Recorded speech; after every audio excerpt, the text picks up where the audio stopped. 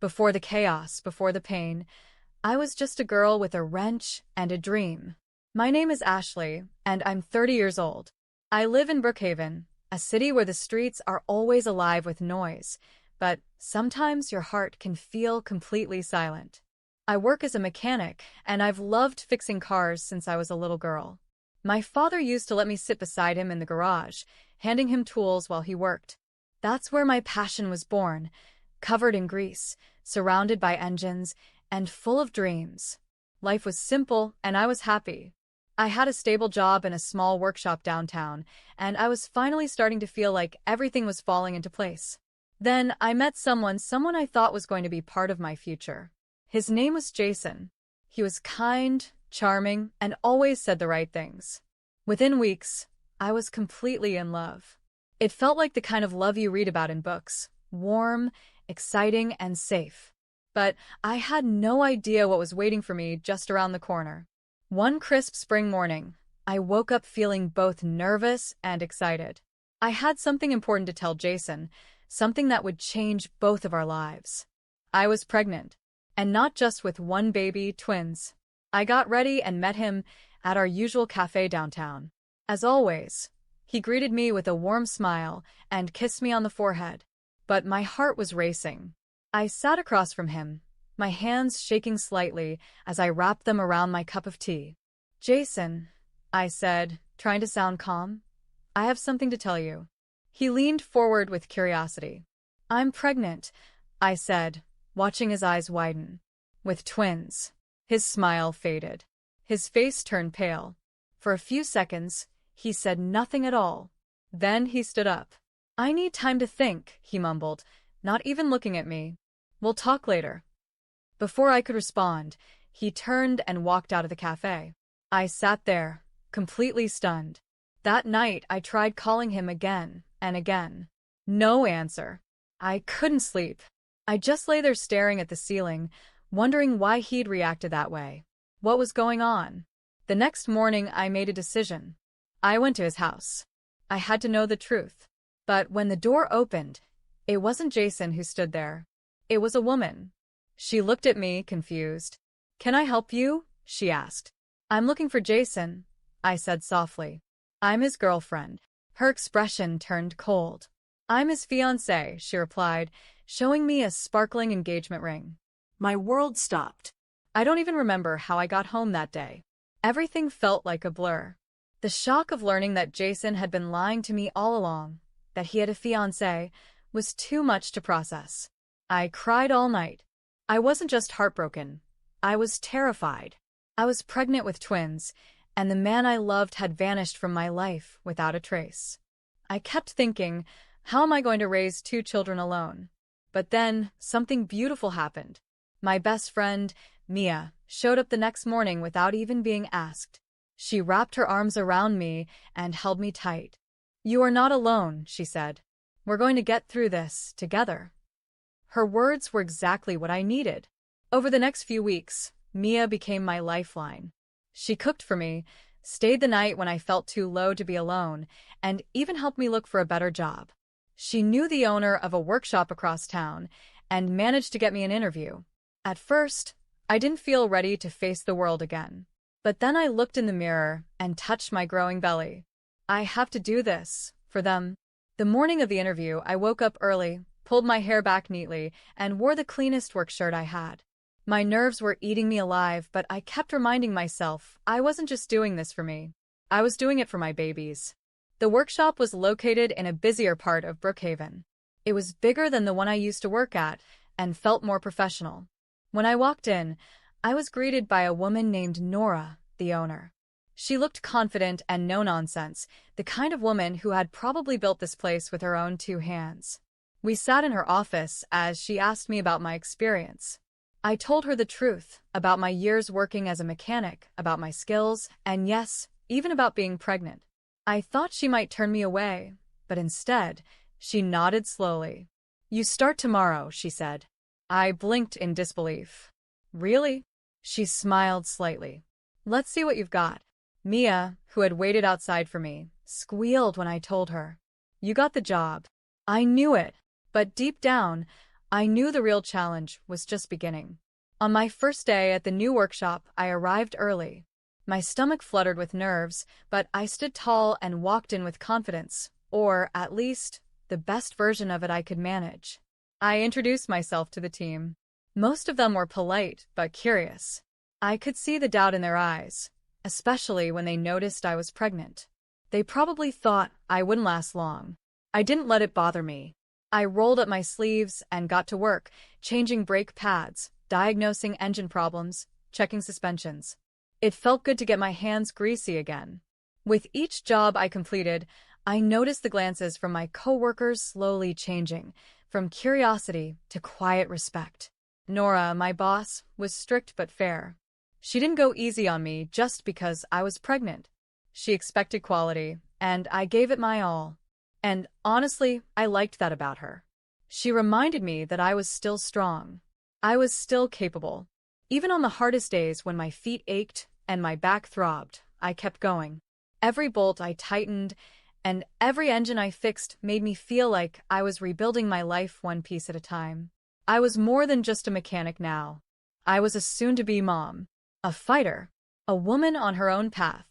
One evening, after a long shift at the workshop, I was driving home through a quieter part of Brookhaven.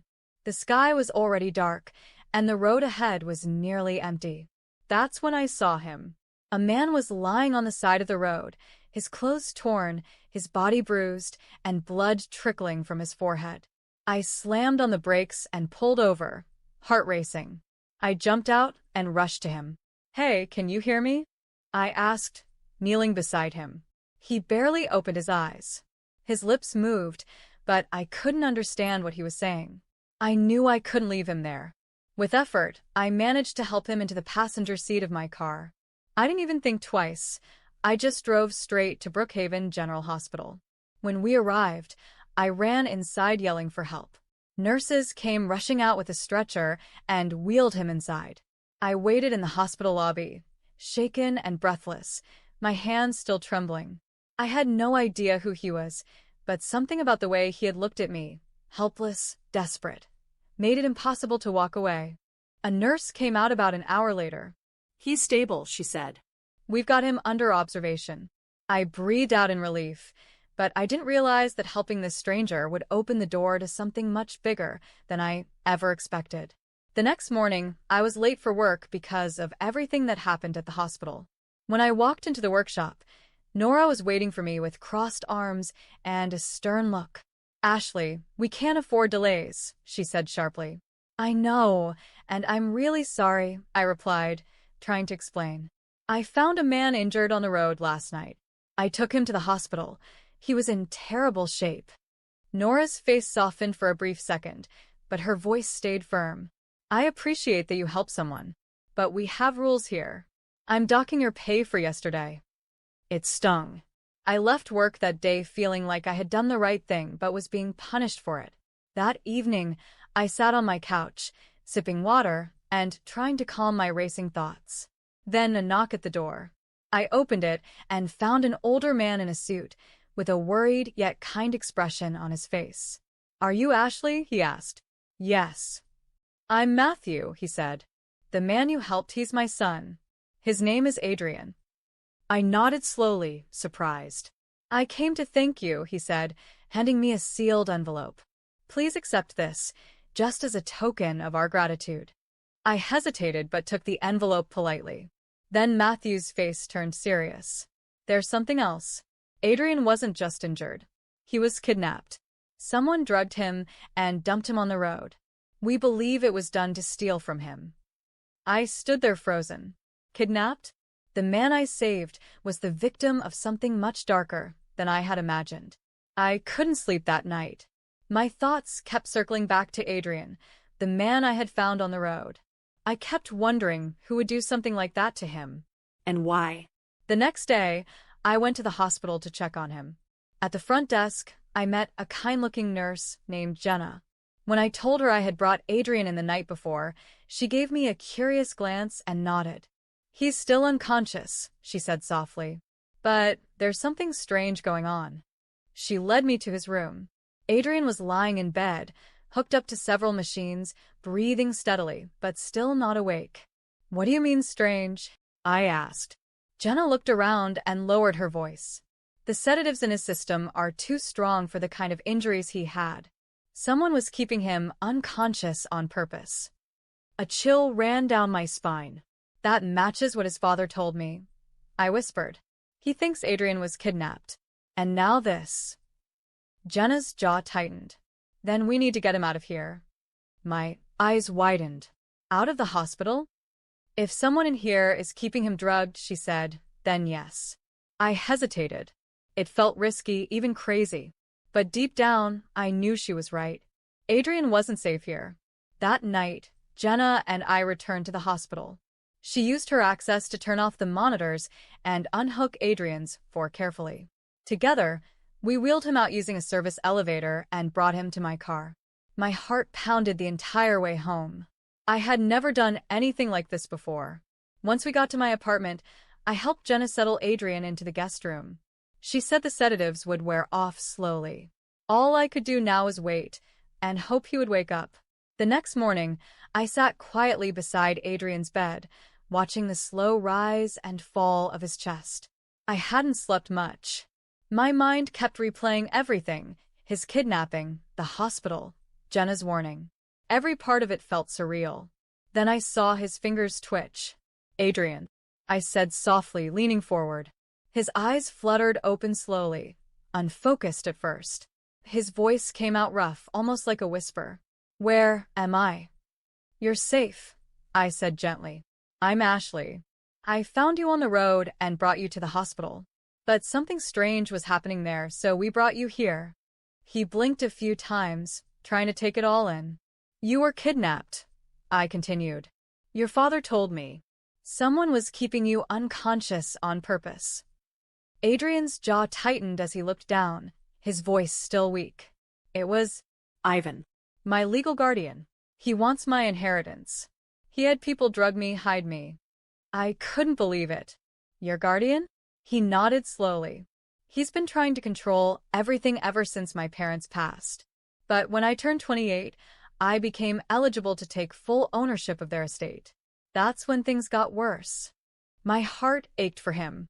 To be betrayed by someone trusted, especially family, was a kind of pain I understood too well.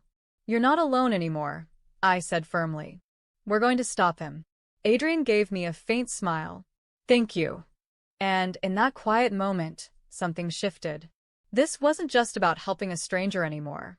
It was about fighting for what was right, and standing beside someone who, like me, had been left alone in the dark. Over the next few days, Adrian slowly began to recover. I helped him sit up, eat, and regain his strength. Nurse Jenna visited secretly to check on him, bringing vitamins and lighter medications to flush out the heavy sedatives that had been in his system. Meanwhile, Adrian opened up to me. He told me how Ivan had slowly isolated him over the years, limiting his access to money, controlling who he saw, and making him feel dependent. When Adrian finally pushed back and requested full control over his inheritance, Ivan snapped. He had him drugged, hidden away, and left unconscious to keep him quiet and out of the way. I was horrified, but we didn't waste time. Jenna began digging into hospital records. One afternoon, she arrived with a folder in her hands, her eyes blazing with determination. "I found it," she said. Medical logs show that someone requested extremely high doses of sedatives under Adrian's name, without proper cause. Adrian took the folder and read through it silently. His hands trembled slightly, but his face grew more focused by the second. "This is enough to start an investigation," he said. Together, we visited his father, Matthew, and explained everything. He was furious and promised to use his influence to make sure the police would take the case seriously. Every step of the way, Adrian and I grew closer. We talked late into the night, not just about Ivan or the case, but about life, fears, and everything we'd both lost. There was something honest about him, something gentle beneath all the hurt. For the first time in a long time, I felt safe again. With the medical evidence in hand and the support of Adrian's father, we went to the Brookhaven Police Department. I sat beside Adrian as he gave his statement, handing over the folder Jenna had found. The detective listened carefully, flipping through each page with growing concern. "This is serious," he said. "We'll open an investigation immediately." The days that followed were tense. We tried to live normally. Adrian continued healing, and I kept going to work, but every phone call, every knock at the door made our hearts skip. Then one morning we got the call we'd been waiting for. "They're arresting Ivan today," Adrian said, his voice shaking slightly. "They have enough evidence." I looked at him, proud. "You did it.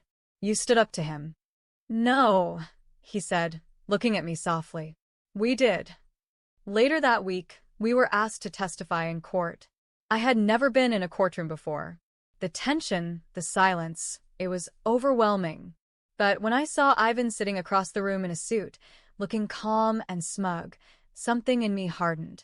He didn't look like a monster. But I knew what he'd done. I stood and gave my statement clearly and with full honesty, how I found Adrian, what the nurses said, and how we rescued him from the hospital. Jenna testified, too. So did Adrian's father. Then it was Adrian's turn. And when he spoke, there was strength in every word. He described how Ivan had manipulated and drugged him, how he'd been robbed of his freedom, and how he almost lost everything until he was saved. The judge listened carefully. And finally, after everyone had spoken, the verdict came. Ivan was found guilty of kidnapping, attempted fraud, and unlawful drug administration. He was sentenced to several years in prison and stripped of all legal rights over Adrian's estate. The courtroom felt like it exhaled. Adrian squeezed my hand as we walked out together. For the first time since I'd met him, he looked free. After the trial, everything felt lighter, like a cloud had finally lifted. Adrian moved into a cozy apartment just a few blocks from mine. He was free, safe, and finally in control of his life again. And we were closer than ever. One sunny afternoon, we were walking in the park, my baby bump now very visible. Adrian gently placed his hand on my stomach and smiled. "You've been through so much, Ashley," he said, "but you never gave up." I smiled back. "Neither did you." He paused for a second and then reached into his coat pocket. "I know life has been unpredictable, but one thing I'm sure about is how I feel about you." He dropped down on one knee. My heart skipped a beat. "Ashley," he said, his voice soft but sure, "will you marry me?" Tears welled up in my eyes. I didn't even have to think. "Yes," I whispered, nodding. "Yes." He slipped a delicate silver ring on my finger. We hugged tightly, surrounded by trees, sunlight, and something I hadn't felt in a long time, peace. Over the next few weeks, we began planning for both the wedding and the twins. Adrian threw himself into preparing the nursery, reading baby books, and going with me to every checkup. He was already acting like a father, loving, present, and proud. At the same time, I reconnected with Nora, and with Adrian's help, we decided to open a new kind of workshop, one just for women. A safe space where women could not only get their cars fixed, but also learn the basics themselves. A place that felt empowering. The idea took off. We launched the pilot branch right in Brookhaven, and soon, women from all over the city were signing up. It wasn't just a workshop, it was a movement. I had never felt stronger, never felt more myself. Winter had arrived, and so had the most beautiful day of my life, the day I gave birth to my twins. Adrian was right beside me in the delivery room, holding my hand and whispering, "You've got this," over and over. When I finally heard the cries of my two newborns, a boy and a girl, I felt my heart burst. We named them Luca and Mira. Those first few weeks at home were filled with sleepless nights, diaper changes, and bottles, but also laughter, love, and moments of quiet joy. Adrian took on fatherhood like he was born for it. He never once complained. He held them, fed them, and soothed them like a natural. I thought the past was behind me, until one afternoon at the workshop, I heard a familiar voice behind me. "Ashley." I froze. I hadn't heard that voice in almost a year. I turned slowly and saw him, Jason, the biological father of my children. He looked thinner, older, worn down. But still, that same confident tone lingered in his voice. "I heard about the twins," he said. "I want to be part of their lives." I stood up straight, calm and collected. Perfect timing, I said, walking to the counter and pulling out a sealed envelope. Jason frowned. What's this? I handed it to him. A lawsuit for parental abandonment and emotional distress. His mouth fell open. You left when I needed you the most, I continued. You don't get to walk back into our lives like nothing happened. Actions have consequences, Jason. Adrian stepped beside me, firm but calm. I'm their father now. I've been here since the beginning. Jason looked from me to Adrian to the employees who had stopped what they were doing, watching in silence. You can't be serious, Jason muttered, his voice breaking. Oh, I'm very serious, I said. You'll be hearing from our lawyer soon. Jason's face flushed with embarrassment. He turned and stormed out of the workshop, humiliated, defeated, and finally held accountable for everything he had done. For the first time since he left me pregnant and alone, I felt powerful. After Jason's dramatic exit, something shifted inside me. I no longer carried the weight of his betrayal. He was finally gone, not just physically, but from my heart, my mind, and my future. Adrian and I focused on what truly mattered. Our family. Luca and Mira were growing fast. Their giggles filled the house, and every tiny milestone felt like a victory. Their first smiles, the way they held our fingers, the way they looked at Adrian like he was their whole world, it made every struggle worth it. We officially got married in a small ceremony in the garden behind Adrian's father's house. Just close friends, Nora, Mia, and a handful of people who had stood by us through everything. I wore a simple white dress. Adrian cried when he saw me. I never thought I'd get a second chance at life, he whispered during our vows. You're not the only one, I said, smiling through tears. Our women's workshop in Brookhaven was thriving. We expanded to include weekend training classes, and soon we were mentoring younger girls who had never held a wrench before. Watching them grow in confidence reminded me why I started this journey in the first place. I had gone from being abandoned and alone to being loved, respected, and unbreakable. One night, after putting the twins to sleep, Adrian and I sat on the porch, wrapped in a blanket, listening to the quiet sounds of our peaceful neighborhood. He looked at me and said, You know, Ashley, you saved my life. I rested my head on his shoulder and whispered, You saved mine too. And it was true.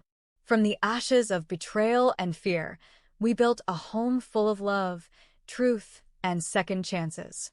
No matter what came next, I knew this much. We had already survived the worst together. And now we were living the best. Thank you for watching this story. If it touched your heart or made you think, don't forget to like the video. Leave a comment and share your thoughts. I'd love to hear what you felt. And if you want to hear more powerful stories like this, make sure to subscribe to the channel. Your support means everything. See you in the next one.